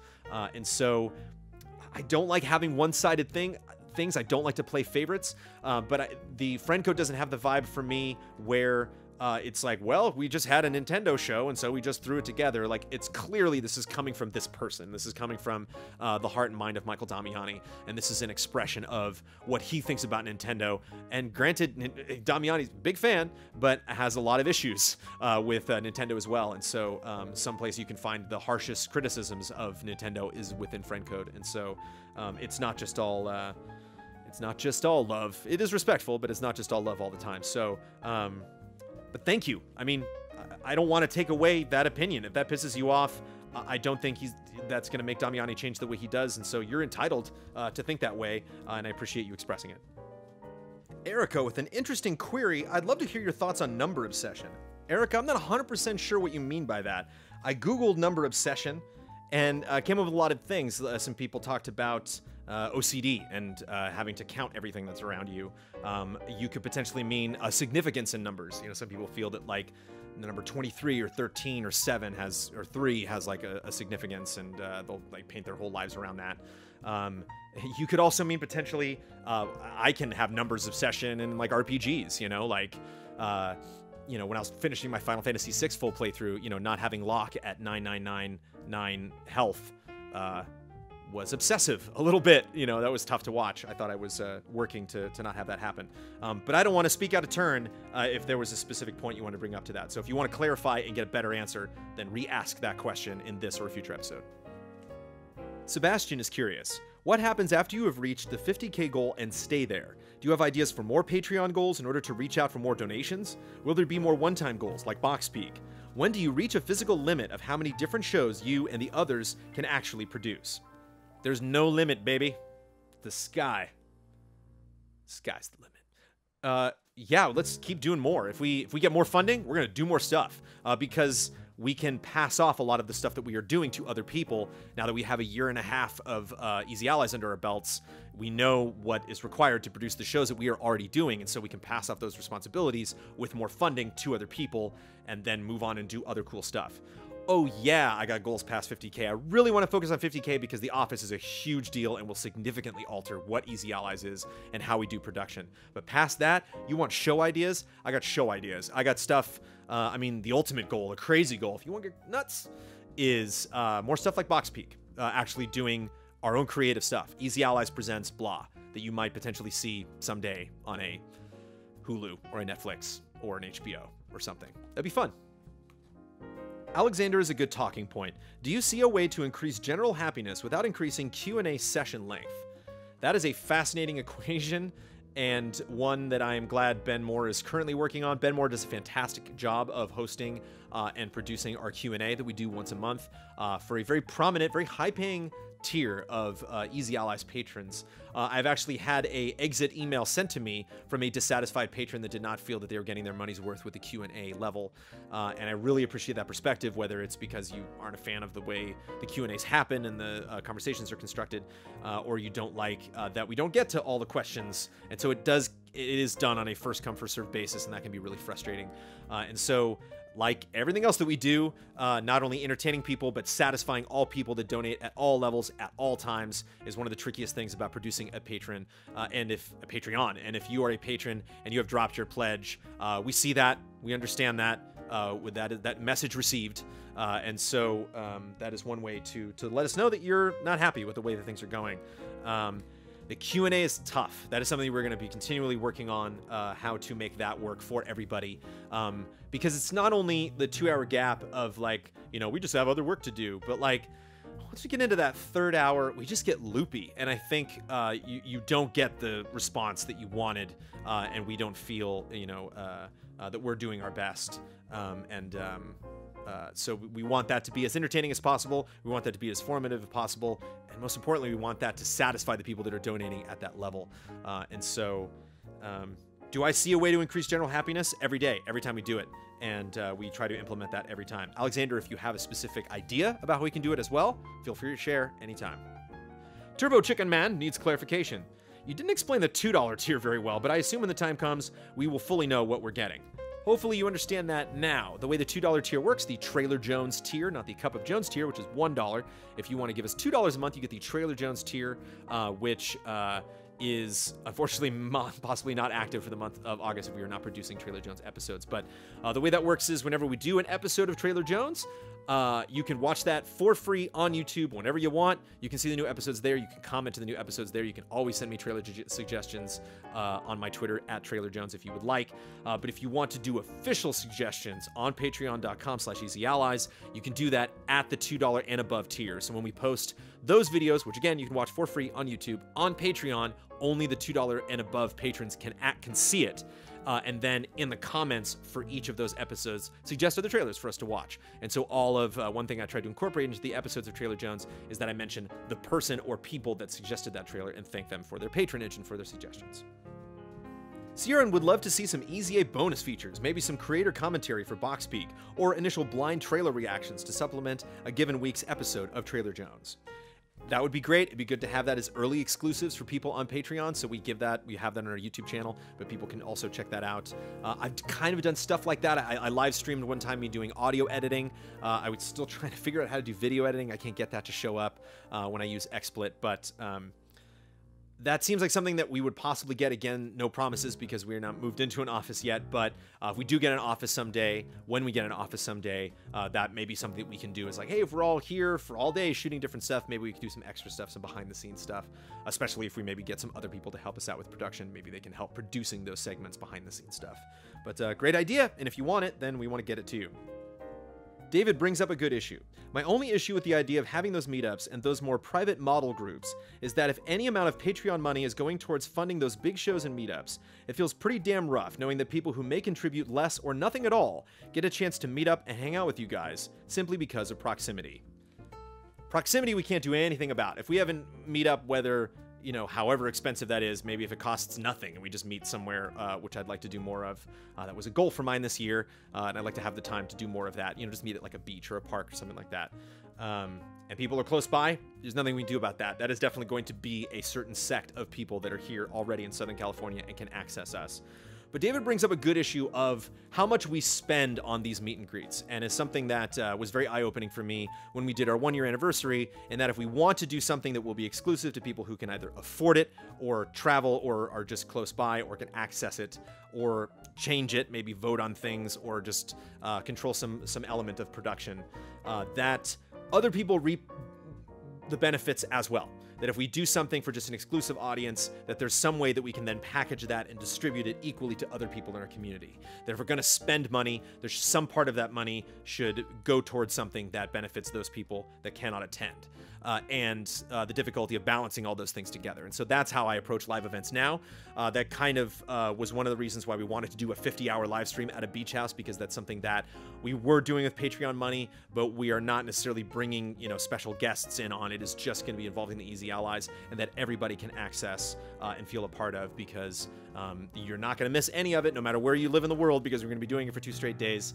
And hopefully you aren't busy at some point in that weekend and you can tune in and enjoy. But thank you for bringing stuff like this up. Please continue to bring stuff like this up, because it is a place where I want my head to be at. Crazy Bird asks, what do you think of you and 3 other allies doing a full playthrough of GTA Online heists? This is my dream. It's tough to get the allies in. Stuff like Final Fantasy XIV or Destiny. It's tough to just be like, hey, let's play. And the person's like, well, this is a huge commitment for me to create a character and get into all of this. But possibly one accommodation is I will be streaming GTA Online at our beach house at Easy Livin' this weekend. And so you can check out me playing that for an hour. Maybe I'll do a heist or 2. Adam knows we want to get into the analysis of trailers and basically review them, but live trailer reactions would get you a lot more views and exposure. Agreed. And that doesn't necessarily have to be when everyone sees it live too. We can maybe just do a live thing and watch it once. Again, and not to keep bringing this up, but that would be great to do in a studio when we were to meet for something, and then like before we left, just kind of like, hey Kyle, Blood, let's just do a couple of these, and then we can shoot that now and then get that done and have that for the next couple days or weeks. But yeah, we do that because we do a lot of analysis around events. So that is something that we have reaped the benefits of. That is some of the most viewed, most shared content that Easy Allies puts out, and obviously something that would benefit us if we can fit it more into our schedule. So we're getting close to that point where our community is really speaking that they want us to return to scoring trailers and advertising. So the more we are supported in that regard, the more we will do it. Matt is checking, Trailer Jones will cover all trailers or just game trailers? All trailers. We did Ready Player One for our 4th episode, so go check that out. Tiger wonders, do you ever just go sit in the booth? No recording or anything, just get in there, close the door, have a little sensory deprivation in your life? No, but I'll definitely take advantage of the times when I do go in there for work. I won't just step in and immediately start reading VO. I'll maybe meditate for a little bit or just kind of do like vocal warm-ups or maybe read other things or just do like a once-over through the script. And even just having that is a little bit of isolationism and is enjoyable. Joshua with a TV update. I know you're a busy man these days, but have you had a chance to check out the new Twin Peaks episodes? Life-changing stuff. Life-changing, Joshua. I hope I will get to it soon. No, I've been putting that off. But recently, a friend of mine turned 40. I went to his house. We stayed up all night playing fighting games and watching silly stuff. It was his birthday, and I was like, hey, he's like, what do you want to put on? I'm like, hey, man, you can put on whatever you want. It's your birthday. And he was like, okay, so put on Twin Peaks. And we watched the final episode of Twin Peaks, watched a little bit of Fire Walk with Me, talked about it a lot, watched some interviews with David Lynch. And so, yeah, I'm super prepared. I'm very excited to check it out. And thankfully, I've kind of avoided a lot of spoilers, because I don't think even when stuff is spoiled on that show, people can describe it in so many characters on Twitter or social media. Christoph had doubts. You promised to make a Trailer Jones each week. I think that's great, but as what you found with Cup of Jones, doing something like that every week is a huge commitment. Are you sure you can live up to it? I did! Woohoo! I did it every week in the month of July. I don't know if we're going to be doing those in August, but yeah, I had a sense of how we were going to produce that was just going to be audio and a clip looping. Like, it's not rewind theater. The production values on Trailer Jones are not admittedly like super high. It just kind of is what it is. And I knew they were going to be short, and whereas Cup of Joneses tend to be a lot longer. I think the longest like Trailer Jones we've done so far is like 14 minutes, whereas Cup of Joneses are like at least 20 to 30. And so, yeah, those would be easier than this. We would, a lot of times in Cup of Jones, I have to think a lot about what the answers are to these questions or what I'm going to do for an editorial, whereas my opinions of Trailer Jones tend to come more naturally and quickly, and I'm more comfortable with that. And so, easier show to do. I look forward to getting back to it if we can. Mumble Mumbleton with the eternal question, is there anything we can do besides monetary support to help the Easy Allies? More on that soon. There may be other ways officially that you can help us out. We're going to be looking to include more volunteers from our community to be doing things more officially.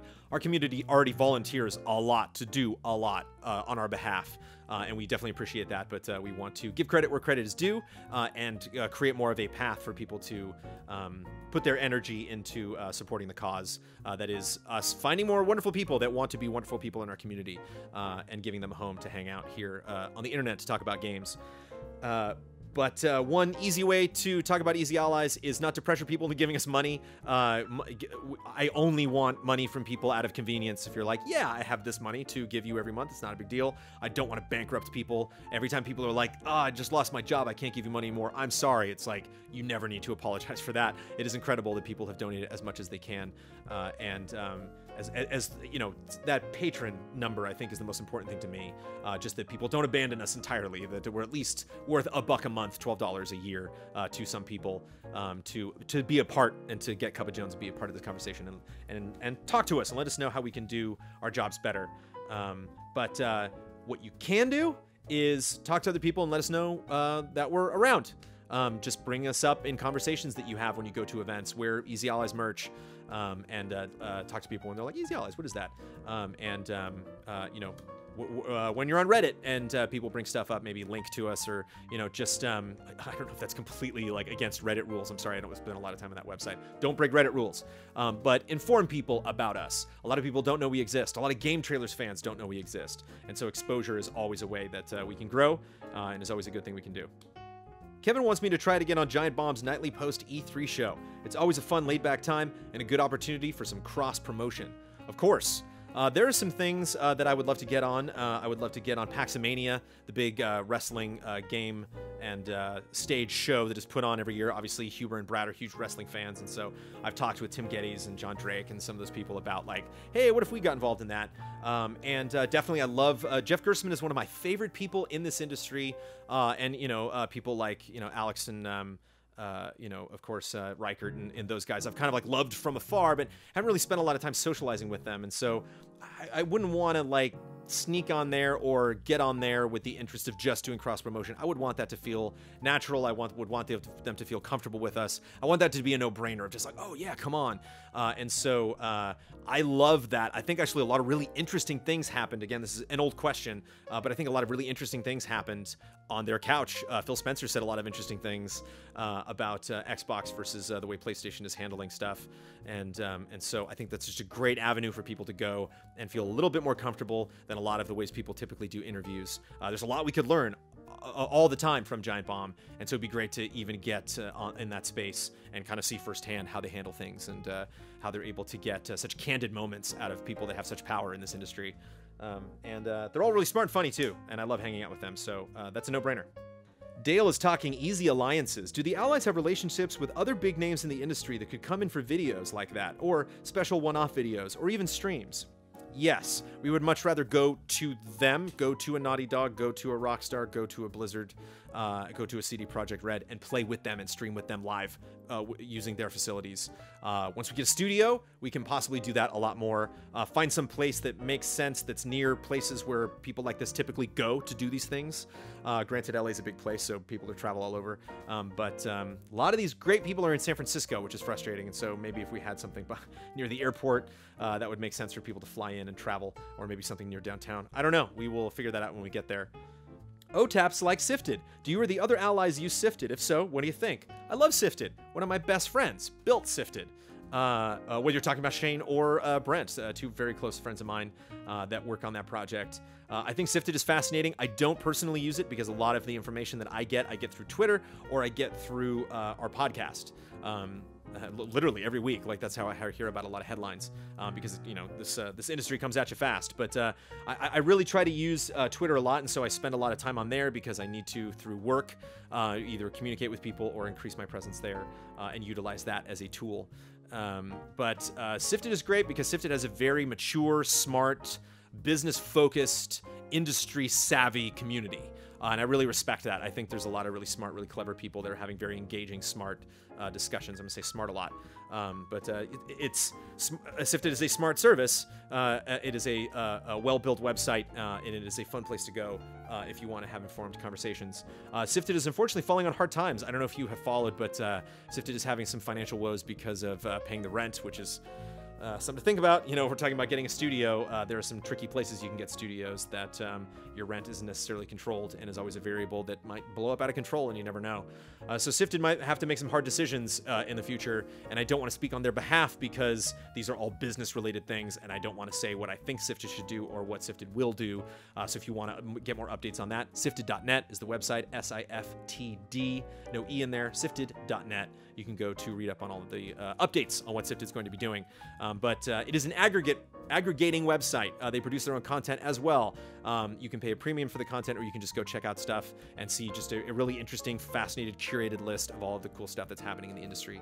So if you want to hear different stories from all different parts of the industry, you can go there and then link out to... I think one of the best things that Sifted does is introduce you to cool content creators you might not know. There are other sites that do that, but Sifted might do it the way you want it to be done. So check it out if you haven't already. Cliff has a Patreon question. How do I view previous episodes? I'm assuming of Cup of Jones. Go to patreon.com/easyallies. Look on the left-hand side, you'll see Cup of Jones. You click on that. I think, I'm not sure how many episodes we've done, but there are several.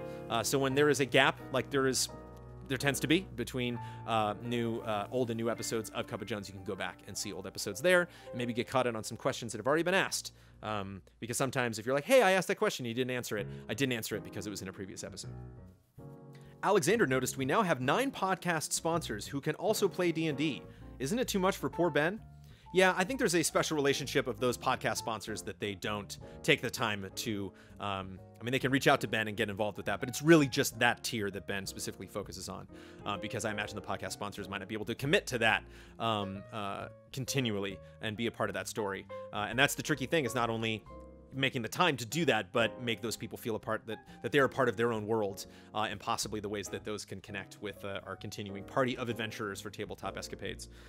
But isn't that too much for poor Ben, is always the question. You never know how much Ben Moore can take. Ben Moore piles a lot on himself, and we pile a lot on Ben, and he hasn't buckled yet. Kai really loves the setup this year, Jones. Doesn't look as flimsy this time around. I'm guessing this was in reference to E3 this year, and you have to, I would like to thank Ian Hink for that. Last year was flimsy because I threw a lot of that up, and Ian just kind of showed up and was like, okay, and kind of worried more about the technical aspect and not the scenery.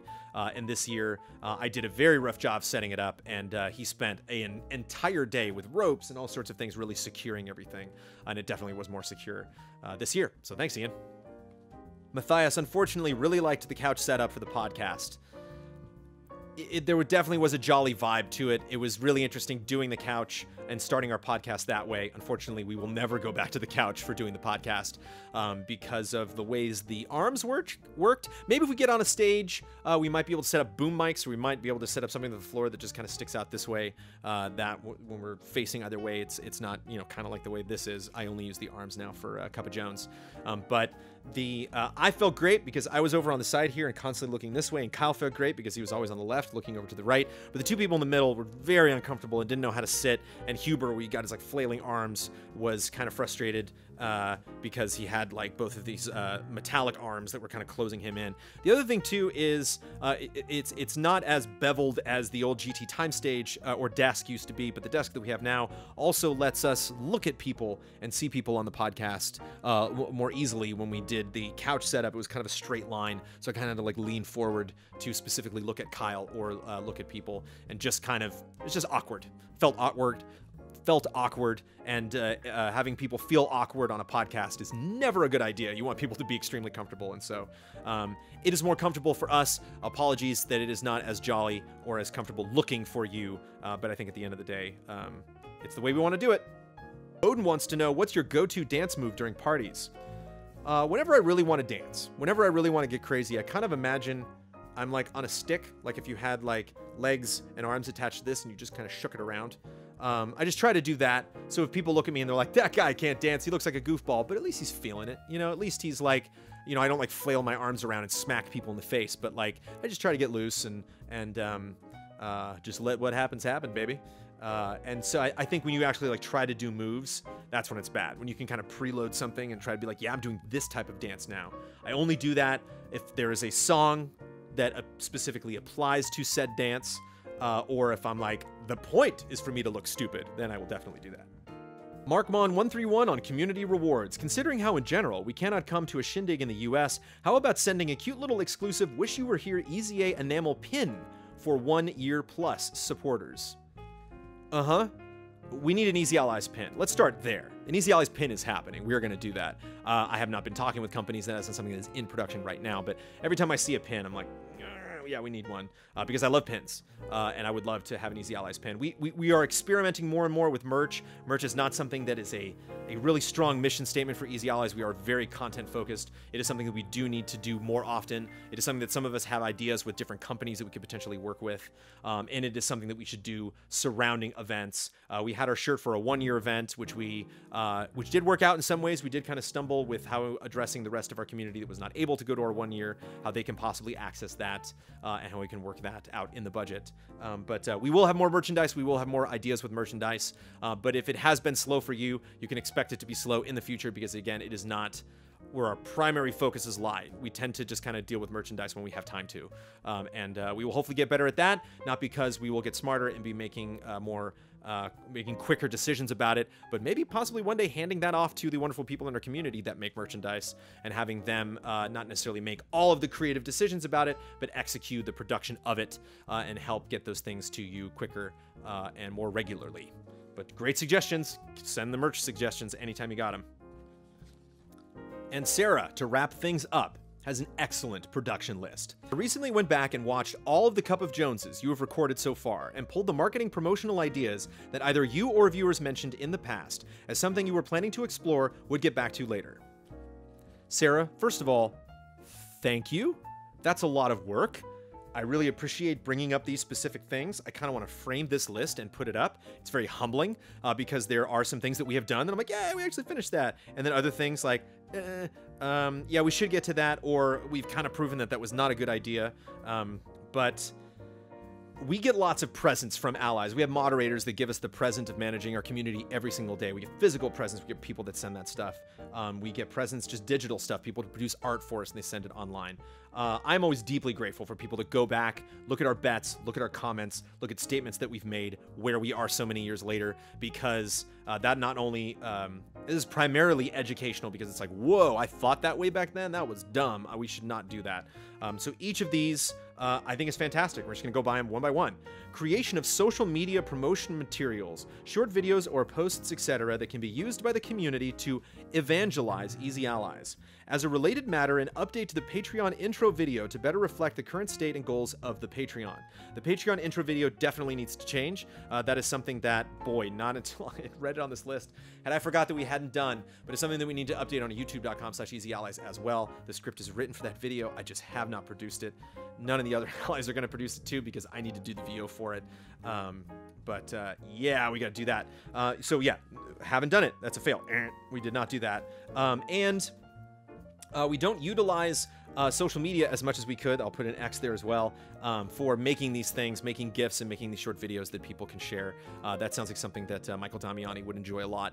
Sounds like an extension of maybe a lot of the stuff that Daniel Bloodworth does as well. He creates a lot of our promotional materials. That is... if I can bring somebody up, that is one way that I am super jelly and very respectful and live in constant admiration of the way Kind of Funny does things, because they are very informative about here's where we're going to be, here's what we're going to do. Here's Game Attack also does that very well. On a lot of their posts, they have funny GIFs and stuff like that that you can share of them. And so we need to do that. Sponsors for Frame Trap. Creation of a Patreon tier for a viewer participation show in addition to community comments. Something that we have not done but is a good idea. Creation of a Patreon tier for a viewer participation show in addition to community comments. Yeah, this extends to a lot of things that we need to do where it is viewer participation, meaning, I mean, viewer, really patron participation. People that give us money getting good feedback for their investment and being able to not only change things and affect things like, hey, I wrote a question and I got that on that show, or hey, I voted on what game you played for the group stream, and so I affected the entertainment that I got in that way. But like, the show is about me. The show is about this involvement. I don't know if this will eventually become community comments, but one dream that I have, and this is bad bringing like, here are the dreams that we haven't achieved. I got more dreams now, but I would love to have a show that we don't do anything on, that is literally written, conceived, created, and exists on its own by our community. We have people doing that already. They have podcasts and shows that are geared around shows that we do that are really fun to explore and that just blow my mind that exist. That here we are commenting on an industry and then people are commenting on us commenting on the industry. And I love that rabbit hole. That cannot go as deep. There's no way that could be too deep as far as I'm concerned. Whether that's community comments or a different show, I strive for that. I want that to happen. I want to watch that every week or month. A check-in with the balance between evergreen and topical content. I'm going to check this out because I think we have done it, but I mean, now is probably a good time to do it than ever. But a check-in with the balance between evergreen and topical content. Oh, what am I talking about? We've talked about this a lot. I mean, evergreen, topical content, podcast, Frame Trap, Friend Code. This just happened this week. No one's going to care about this conversation a week later unless they want to prove us wrong or issue a correction or look up an old bet. Box Peak, great example. Even being involved creatively in projects other people are doing that you're going to be hearing more about soon, that you don't necessarily have to know about us. You can just enjoy it for what it is. Mobilizing the Easy Allies community in charity work. No, huge X. Haven't done that. Need to do. Enough said. Blood Pact equivalents for other allies. This I'm going to put a circle on because I don't think we're going to do that, or I don't necessarily see a need for that, because I don't want to clog up the Patreon too much. I don't want to have our allies focus too much on the things that they're doing and that feedback directly on specific shows, because we kind of organically have that already. Ben has Frame Trap. Damiani has Friend Code. Blood obviously has the Blood Pact. Ian has Easy Update. And so I think it's less about like creating those avenues and making more shows that are ally personality focused. Like creating celebrities out of each of us individually, but maybe adapting the shows that we already have to be more community focused and to create those conversations and those lines of exposure to us back and forth through the avenues that we already have through, art media that we're already creating, rather than just doing more stuff. But if we blow up, if we're one day 100K Patreon, then maybe we can all have those things. Because there are definite people that show up that they're like, you're all pretty great, but I really like that Ian character. There should be somewhere you can go to chat about Ian directly. If we could only get that big and full of ourselves. Cultivation of a large tier and or long-term patrons. Cultivation of a large tier and or long-term patrons. Oh yeah, we're talking about this. I'm gonna check that off because they might have been backdoor shady deals, but we have opened up a dialogue with a lot of different types of people that are patrons now that are looking at maybe sponsoring shows directly. Again, with Hogue Law kind of stepped in to do this for Trailer Jones. So we have been doing a little bit of that. Place on the website that can help facilitate gifts by giving information on allies' clothing sizes, food restrictions, what is already in the EZA Games library. Also potential creation of an Amazon wish list so that these interested know that they are getting something someone is interested in can use. I think I've said a nay to the wish list, so I'll cross that off, put a circle on that. But the gift information thing, we should do it. I'd like to do it. I'll put an X there. I gotta be honest, I don't want to throw any one particular person under the bus. Got a little bit of blowback from the allies about suggesting that. I was like, hey, we should have a website. We should have a page that has all of your personal information. And some of the allies were like, no, I'm not super jazzed about that. Or, I don't know what that language would be, or I just kind of got a light of fire under some people. But again, we've talked about having Hall of Greats, we talked about bets, we talked about other pages on the website, and maybe when we finally get the point to do that and we realize, hey, let's put a couple grand into developing our website a little bit more, that might be the time to do that. A revamp of merchandise, better quality, more diversity of items, we just talked about. That is something that we need to do. But yeah, we already talked about it. So we did 1, 2, 3 of these things. 2 of them we're not going to do, and 1, 2, 3, 4, 5, 6 we need to do. Thank you, Sarah, for bringing those up. That was excellent to go through those. Kind of a report card. Maybe I should do that later. Be like A, B minus, F. Some of those are Fs. But there is always, I love Disneyland, and Disney once said, this park will never be finished. It'll always be progressing. And I don't want to openly compare Disneyland to Easy Allies, but I just did. But yeah, I anticipate always having a couple of those X's, a couple of those things that's like, yep, still haven't gotten to that, but it is a goal. It is somewhere that we want to go. And as long as we are still doing the things that we want to do here at Easy Allies, meeting our quota of content that we have promised you via Patreon, and keeping our patrons happy, then hopefully we can get to those things eventually. I think charity is like one of the biggest ones. I really want to start doing that.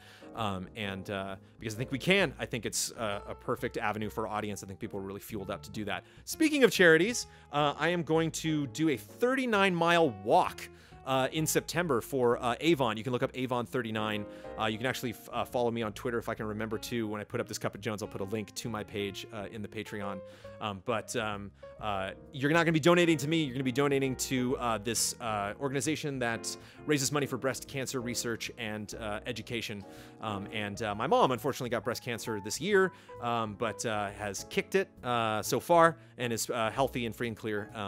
And I just wanted to do something to support her. And I love walking, love running, love having something to train for and some reason to get off my butt and get out and enjoy this beautiful Southern California that I live in, and spend a lot of my days hunched over playing video games. So it's nice to get out and get some exercise. So if you would like to help me in the cause, then go and donate that, or it might just be fun to make you aware of Avon39. It was something that I think I had seen around but did not know of.